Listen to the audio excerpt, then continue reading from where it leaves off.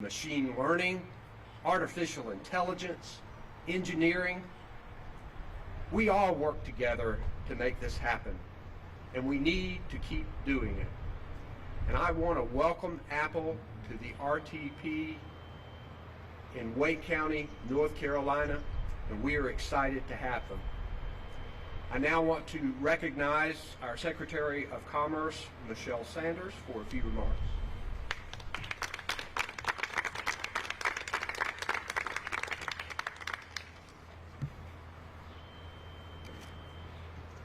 Good morning, everyone, and thank you, Governor, for those remarks.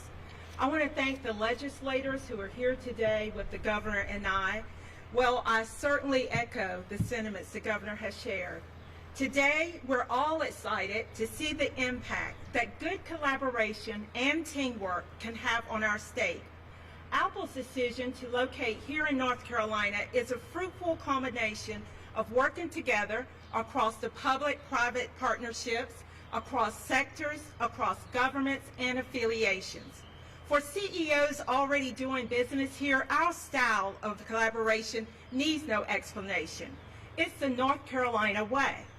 Apple first took notice of our approach some years ago, but with today's decision, you can be sure that many others will take notice too of our North Carolina way. The scope of this project is transformative for people of our state and our economy. It means new jobs, careers for many.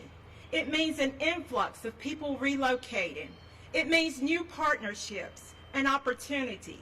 It has a multiplier effect. It means growth for other businesses and industries as well, like real estate, retail, hospitality, our small businesses, among others. Apple's commitment to locating 3,000 new jobs here in North Carolina is more than $1 billion of investment and millions in educational support programs for the counties across the state.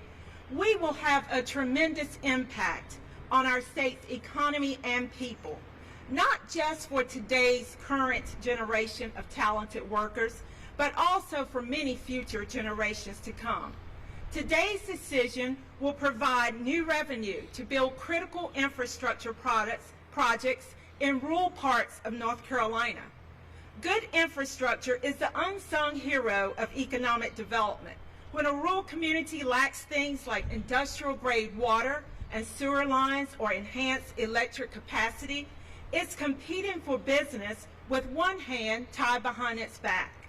I'm pleased today to announce our announcement means $100 million will go into the State Infrastructure Fund and will help bring new prosperity to communities far beyond RTP region. The leadership you see presented here today, all of us care deeply about the people of North Carolina, about bolstering our resiliency, prioritizing our workforce readiness, and bringing good paying jobs to this state. We're committed to ensuring North Carolina has every opportunity and that the North Carolinians here have every opportunity to live healthy and prosperous lives. And our state's economy is one that works for all people.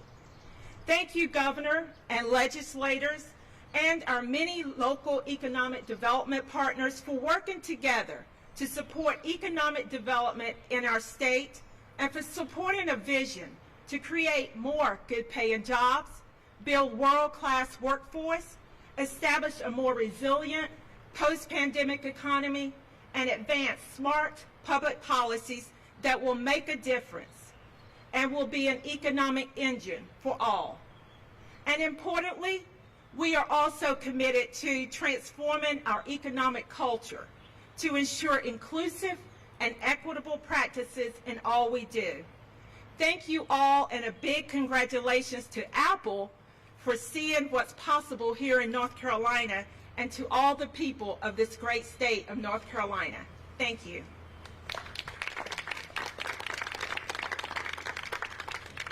We'll now recognize our President Pro Tem of the State Senate, Phil Berkle.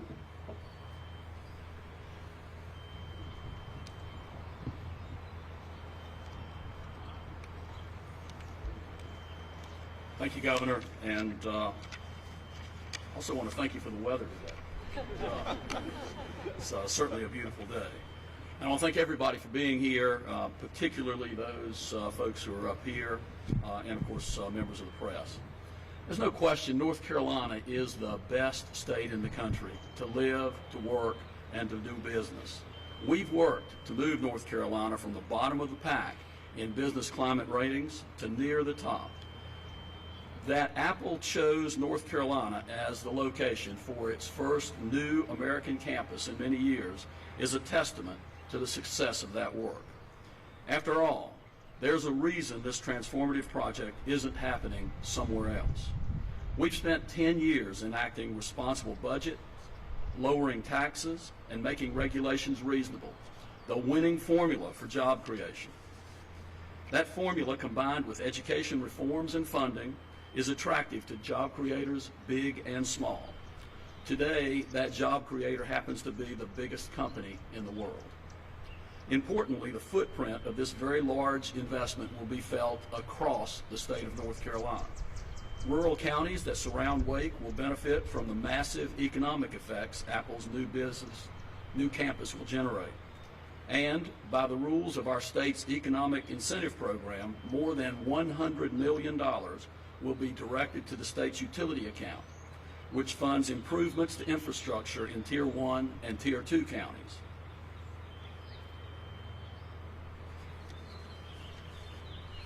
New tax revenue generated by Apple's new campus and the high-paying jobs that come with it will help fund schools, colleges, roads, and bridges from the mountains to the coast.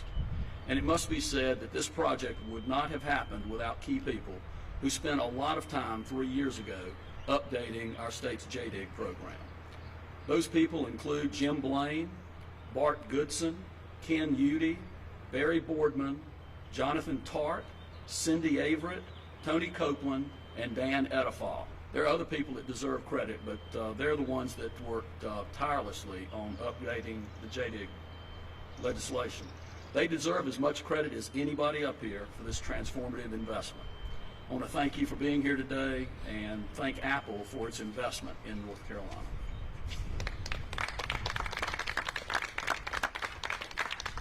We'll now recognize State Senate Minority Leader Dan Blue. Good morning, and thank you very much, Governor. You know, I'm almost giddy up here, watching what happens when folk work together for common good. About 55 years ago, IBM made the decision to come to Research Triangle Park. I was a college student here at the time. And the amazing thing about that is the transformational effect that that company, then the principal technology company in the country and in the world. The same thing is happening now with Apple. It's not just Apple that we celebrate coming here today, but it is the ecosystem that it brings with it.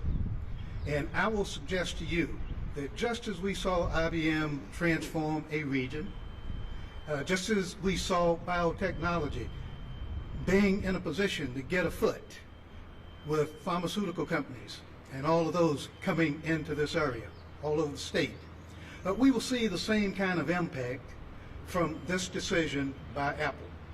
You know, IBM is still here in various forms through Red Hat and in its other capacities, and going strong. And we're going to see that same kind of thing happening with this.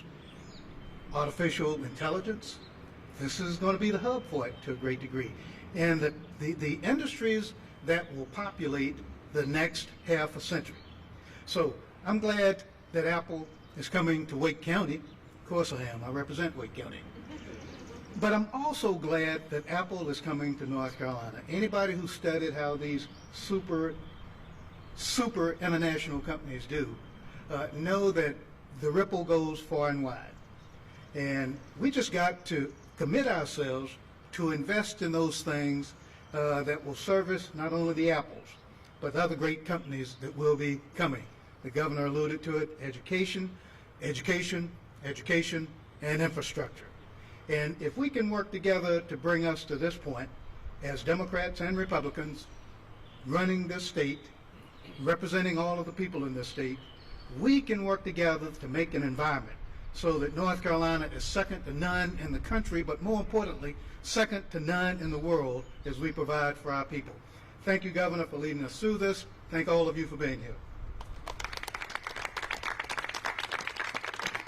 We'll now hear from the Speaker of the State House, Tim Moore. Thank you, Governor. Good morning.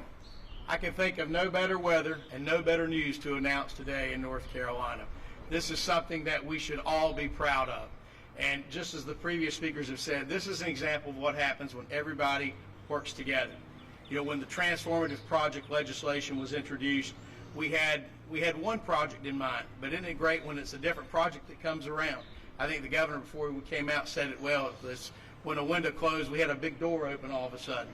And this is an absolutely huge opportunity, not just for our state, but frankly for so many generations yet to come. Folks who live here, folks who will move here.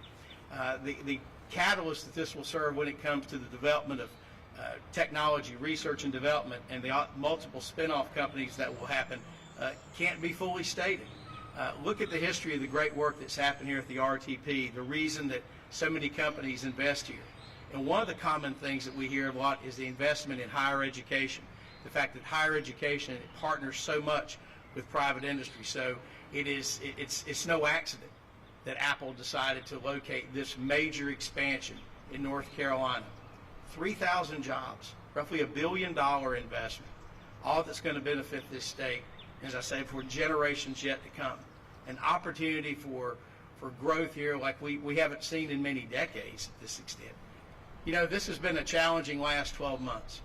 North Carolinians are hungry for good news. Well, today they received great news. And I'm proud to be here standing with these other leaders today to say welcome to Apple.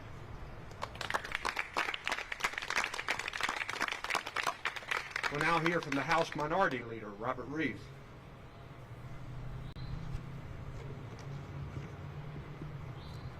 And I would also say good morning and thanks to everybody for being here.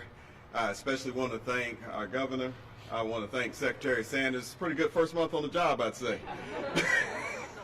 I want to thank our legislative leaders here and reiterate what you've heard. This is what happens when we work together.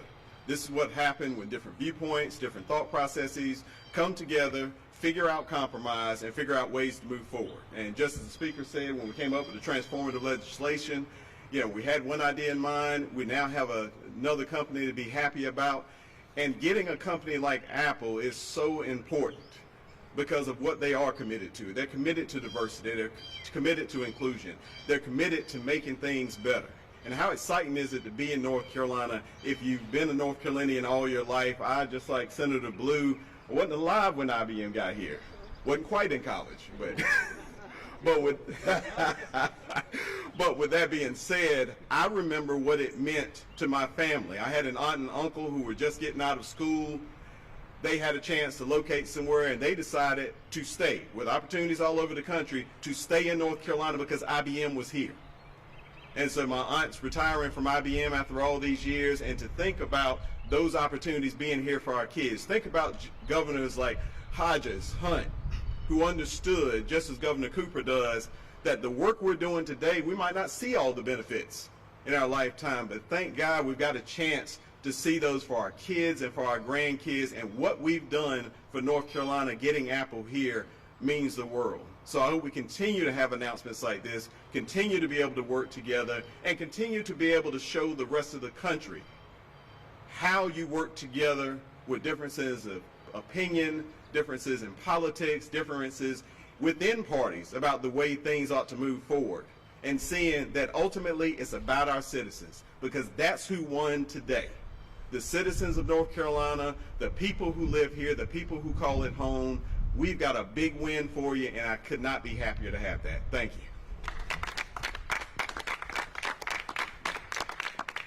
We'll now hear from the Chairman of the Wake County Commissioners, Matt Calabria. Matt.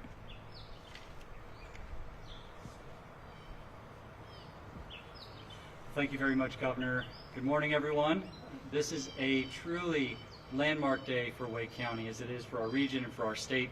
Again, I'm Matt Calabria, Chair of the Wake County Board of Commissioners, and on behalf of the county and the County Commission, I want to welcome Apple into our community. I want to start by thanking Governor Cooper, Secretary Sanders, for their leadership on this project and so many other things. I also want to thank our legislative leaders, many of whom you've heard from today, for the work of their respective houses in making this project a reality. Lastly, I want to thank many of our Wake County team members, some of whom are here today: County Manager David Ellis, Adrian Cole, Michael Haley, Ashley Cagle, Chris Dillon, and so many others who worked incredibly hard to put this project together. We are delighted that out of all the places Apple could have gone, Apple chose Wake County. But we believe that that was no accident. Apple surely does its homework when making decisions like this, and Wake County has the skill set and the mindset to attract cutting-edge companies such as Apple. Wake County is a great place to live and work and play because our people are great. We invest in our people. We invest in our quality of life. That's one of the reasons that we invest in our world-class education system, while we have great colleges and universities, a phenomenal healthcare system, and fantastic and vibrant parks and greenways.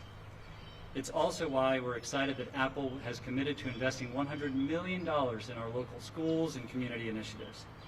And just like Apple, we are always looking to what comes next. Apple's announcement highlights what we already knew about Wake County, that our county is a hub for the best companies and the brightest minds. Fully 4,000 tech companies call Wake County home, and after this announcement, you can bet that there are going to be a whole lot of others looking to sign up as well. As I said, our state and our region have invested in our people. We have invested in our infrastructure, so many others this morning have talked about, and we continue to invest in our future. And it's days like today that we get to see the dividends paid on those investments. So thank you again to Apple for seeing in us what we have worked so hard to create. We are looking forward to working with you to creating a better community for the years to come. Thank you.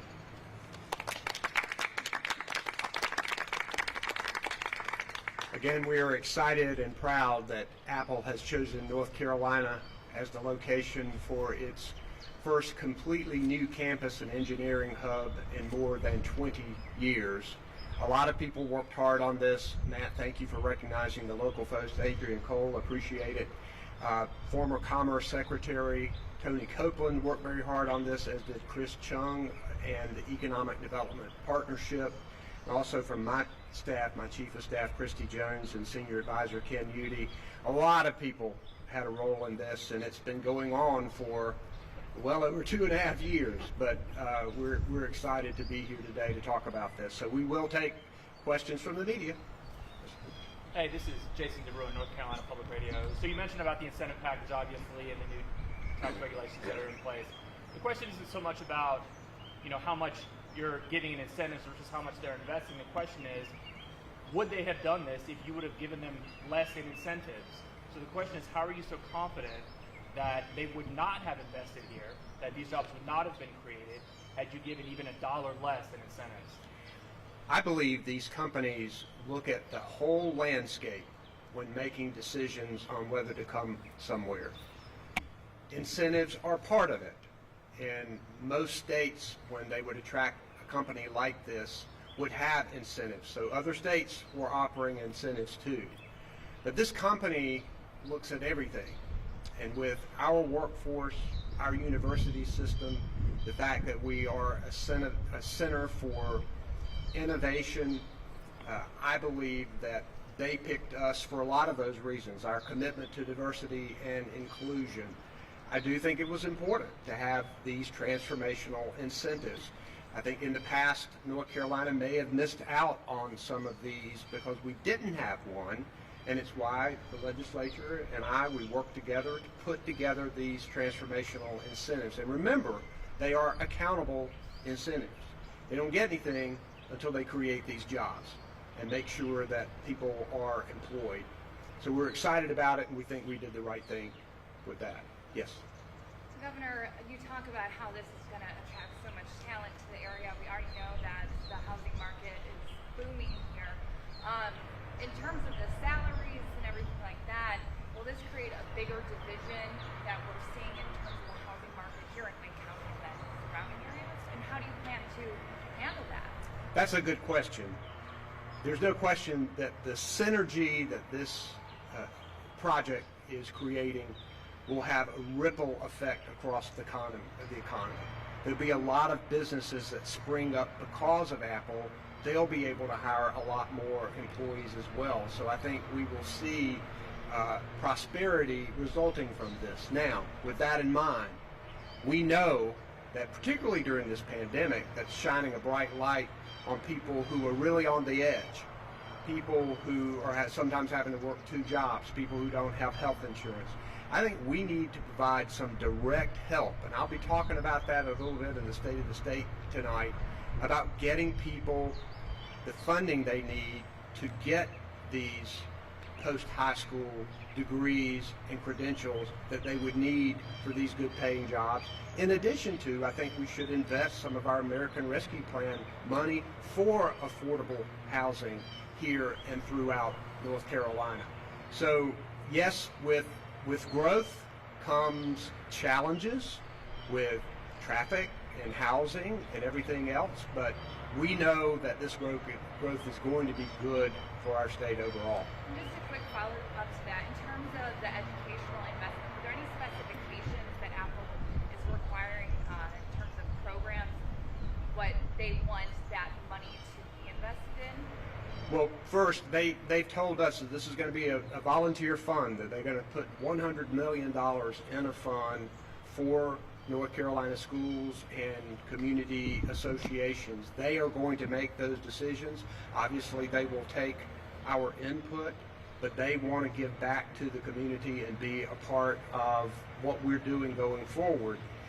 They have emphasized to us that it is critical that our community colleges and universities be ready to train these people, because, you know, we were first talking about this project back in 2018. There's so many more different kinds of jobs now, and this hub will require jobs that need much more training and education. So we've got to invest to make sure we can do that. Travis? Yeah, I wonder, Governor, if you could speak to why now as opposed to 2018. And then for our legislative leaders, the governor mentioned HB2. Were there any other bills that may be pending, whether it be about voting or just even if there's not a bill pending, the issue or transgender bills where the company or its people made it clear, hey, don't move on that if you want us to come? So 2 questions. One, why now, not then? And then the other, the political side. So we have been talking with Apple about this project since 2018. And toward the end of 2018, there was an announcement of an expansion in Texas. We were initially disappointed that Apple had purchased property here and continued to tell us that North Carolina was on the radar for something else. So we continued talking to them. There's no question that Apple believes strongly in diversity and inclusion and doesn't want to see those kinds of bills that you mentioned get passed. And I think we won't do those kinds of things in North Carolina. But I will say this.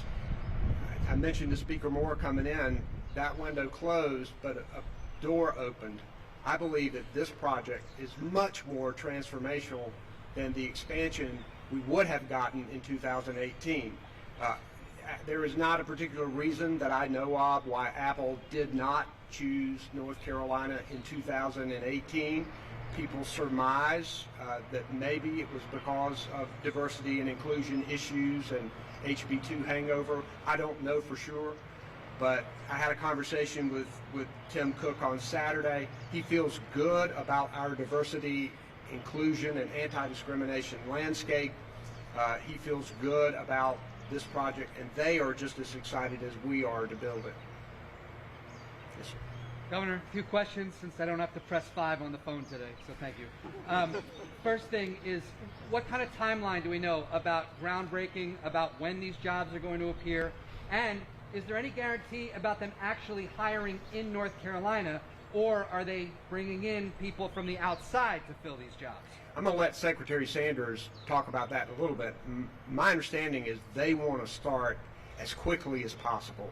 And yes, they will bring some people in, but they're going to be relying on North Carolina's workforce. It's one of the reasons why they came here, because we have such a strong workforce, strong communities and strong universities and community colleges.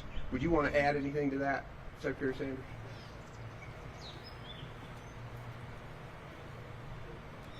I don't have a definitive date on groundbreaking, but as the governor said, we have been told that they would like to start as soon as possible. So we will partner and continue to collaborate with them on that.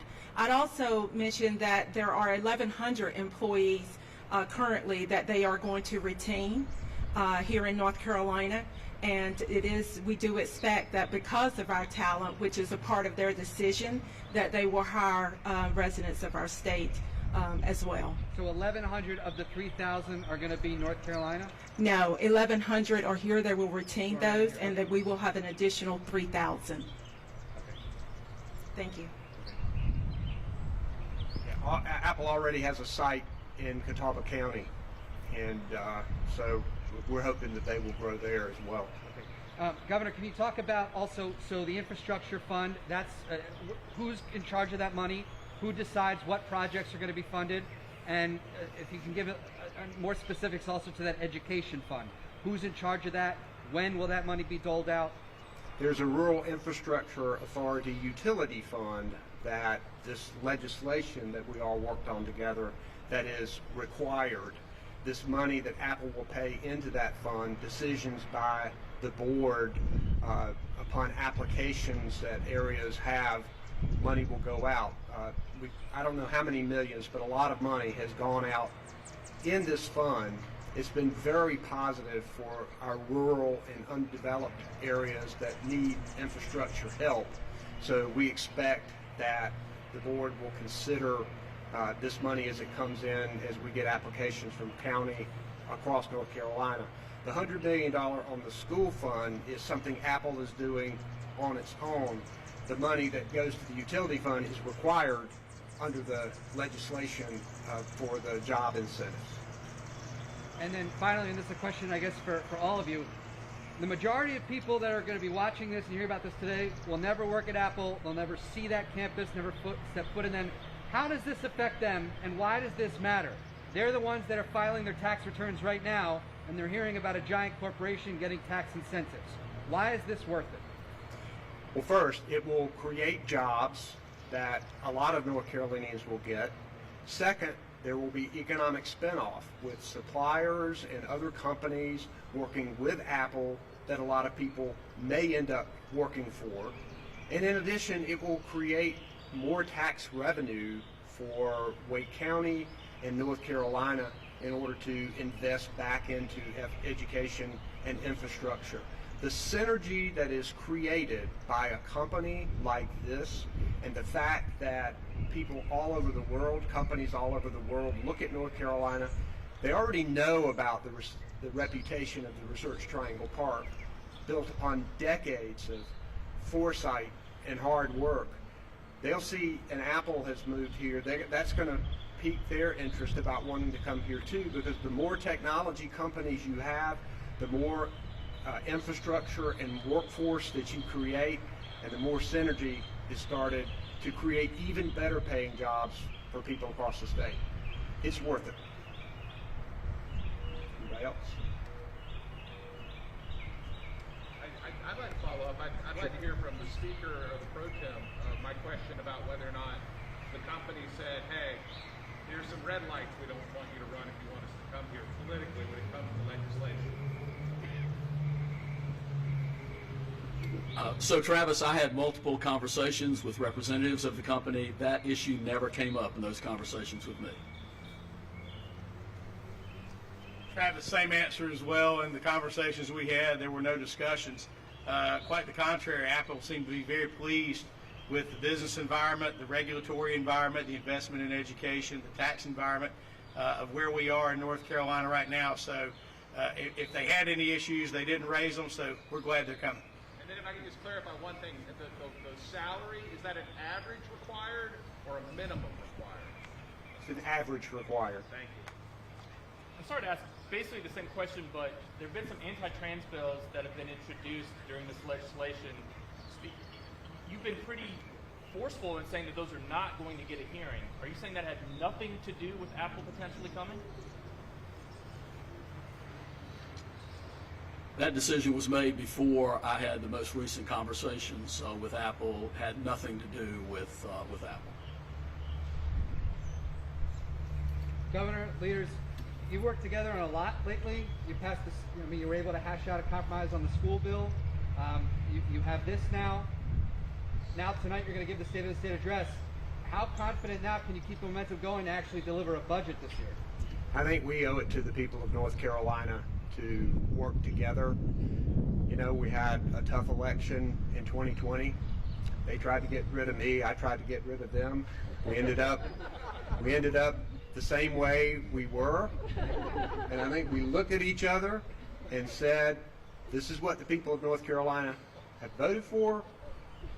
We've got to work together to get positive outcomes for our state. So I think all of us right now are making commitments to listen more to each other and to try to collaborate more to get a budget that we can sign and to get other legislation that we can sign. We also recognize that we're going to have disagreements and about a lot of legislation, and that fact that I might veto one piece of legislation, we don't want that to bleed into other negotiations that we're having.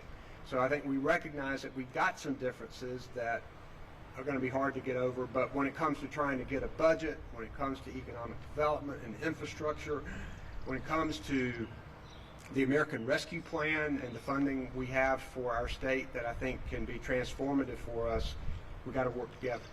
We have time for one more question. Is there something legislatively that can be done to safely expand new building of homes? Because it is true, already there's a dearth of new development. Where are these new people going to live? And what's going to happen to the policemen, the firefighters, the teachers, the nurses that are trying to live locally here instead of being pushed out to further counties, thus clogging the highways with more traffic and no public transportation to bring them here? Growth brings challenges. Excuse me, the pollen got me a little bit. Growth brings challenges. We've got to make sure that we invest in the infrastructure that we need. We're going to work with locals. Matt, you might want to come up and talk about what Wake County is doing in that arena. Thank you, Governor, and certainly we appreciate the question because it's been front and center for us and our thinking and what keeps us up at night long before we were ever even thinking about an Apple expansion here. A couple of points I would make. First of all, Governor, as I think you said earlier, Apple is coming here because they want to hire the people here. So creation of 1,000 or 3,000 jobs doesn't necessarily mean 3,000 new people coming into the county. It means 3,000 jobs created because they want to access graduates of NC State and our phenomenal HBCUs and Wake Tech and so many other places. So that's one point I would make. Second, and I think you've seen a sea change on this, particularly on the county commission since 2014, there is a laser focus on affordable housing, on overall equity and affordability. We passed our public transportation referendum in 2016, funding bus service, BRT, commuter rail. And on the affordable housing front, in 2017, we set out a 5-year plan to create 2,500 units of affordable housing. Last I checked, we're at 2,300 and change, and we're only in year 3. We just 2 weeks ago created an affordable housing preservation fund to capture naturally occurring affordable housing. And there's so much more I could discuss on this, but I think the bottom line is, as many of our companies know, if you're not moving ahead, you're falling behind. And we want to create good paying jobs. One of the things that we looked at in the offerings that Apple provided to us is, and we always look at this in every economic development project, okay, you're going to create $100,000, $200,000 jobs, but what about how do we elevate people who are making $40,000 a year, or $50,000 or $70,000 a year? And what we found with Apple's spec sheet is that the kind of people who are in trades and those sorts of things who would normally be making those salaries are making really good salaries as part of this this campus. And so those people are being taken care of. But overall, the big issue here is affordable housing, transit, other quality of life issues have long been a point of focus for the county. And so our job is to make sure that we are prepared for this, that we are helping the people here, but also that we know we're growing. That's just a fact of life and it won't change. But as somebody said to me once, show me a community that doesn't have a growth problem and I'll show you a community that wants one. We need to be prepared for it. We're doing everything we can to invest in our community, and I think that's going to inure a great number of benefits for us. Thank you all for being with us today. We appreciate it.